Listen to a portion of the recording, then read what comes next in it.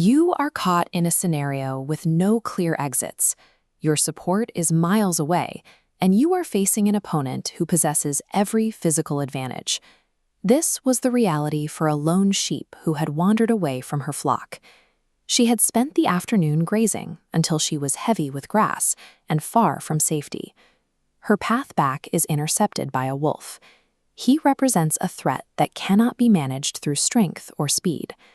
By the standard laws of biology, this encounter is already over. A cornered, unarmed prey animal does not survive a confrontation with a hungry predator. Panic, flight, or begging are statistically useless here.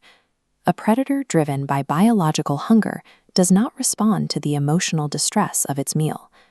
The only viable path to survival is asymmetric warfare, leveraging unconventional tactics to bypass the opponent's physical dominance. When physical resistance is impossible, the encounter is determined by the target's ability to influence the attacker's decision-making process. The sheep begins with a counterintuitive move. She ignores the threat of death and instead points out that her stomach is currently full of undigested grass. She offers the wolf a better deal. If he delays his meal, her meat will taste significantly better once the grass is fully processed. This offer triggers a predator-to-investor shift. This chart illustrates the behavioral economics at play. The wolf is choosing between a modest, immediate reward and an exponentially higher return in the future. The promise of a maximized return creates a cognitive blind spot. The wolf's instinct to kill is replaced by the desire to protect his investment.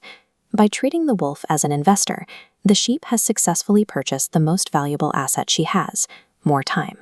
To maintain the stall, she offers to dance, claiming the movement will speed up the digestion of the grass. The act of dancing changes the spatial dynamics of the field. What was a tense, lethal standoff is now a performance. While the wolf believes he is waiting for a better meal, his role has changed. He is no longer an active hunter, but a passive observer. By controlling the pacing and movement of the scene, the sheep has forced the stronger opponent to follow her lead. The sheep still requires the shepherd to intervene, but she cannot call for help directly without alerting the wolf to her true intentions.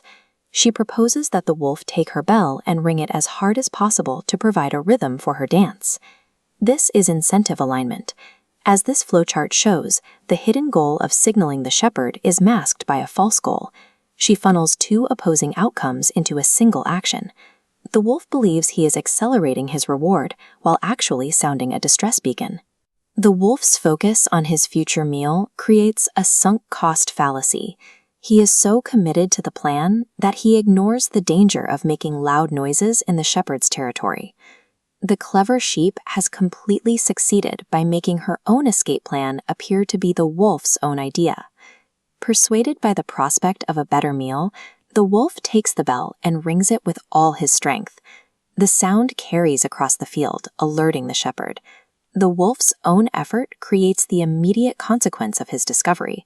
The shepherd reaches the sheep, ending the isolation and stopping the threat. The wolf was defeated by his own actions. The sheep did not use force. She provided the instructions for her own rescue. This demonstration shows that physical strength is secondary to the control of an opponent's incentives. Survival depends on identifying what an attacker wants and using that desire to change the outcome of the encounter.